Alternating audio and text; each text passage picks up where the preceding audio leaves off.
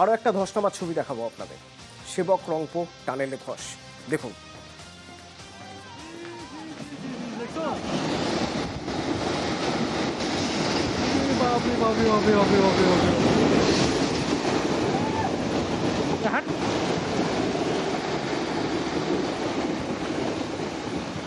ধুলো ধুলো ধুলো ধুলো ধুলো ধুলো ধুলো চলে আসলো। পুরোটা ইস্তলা কিভাবে আসলো? 7 নম্বর টানেল সেবক রংপো। এই 7 নম্বর টানেলের উপরে যে প্রোটেকশন ওয়াল দেওয়া থাকে, সেই প্রোটেকশন ওয়ালের 15 থেকে 20 মিটার প্রায় ধসে পড়ল।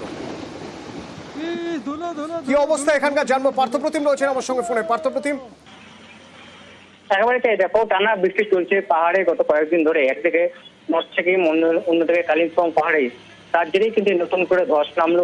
এই যে সেবক রংপুর যে রেল লাইনের প্রকল্পের কাজ চলছে, সেই সেবক রংপুর রেল লাইনের 7 নম্বর টানেলের সেখানে ধস নামে একেবারে কালিম্পং এর রবিজোড়ার কাছেই। এই 7 নম্বর টানেল, সেই 7 নম্বর টানেলের কিন্তু যে প্রোটেকশন ওয়াল, সেই প্রোটেকশন ওয়ালের 15 থেকে 20 মিটার অংশ কিন্তু ভেঙে পড়েছে। এবং আমাদের যে ছবি দেখাচ্ছি তার সাথে হুড়মুড়িয়ে কিন্তু সেই প্রোটেকশন ওয়ালের 15 থেকে 20 মিটার অংশ কিন্তু পড়ছে একেবারে তিস্তা খাদে। যদিও টানেলের বাইরের অংশ হয়, কিন্তু এখনো পর্যন্ত কোনো হতাহতের খবর নেই।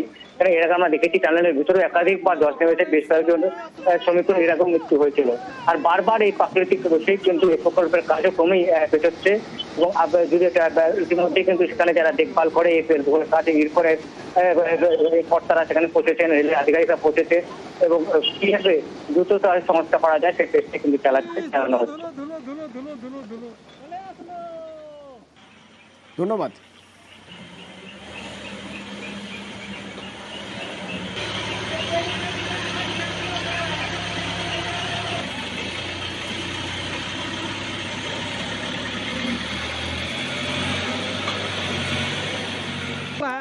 পুরোটা ইস্তলা কিভাবে আসলো?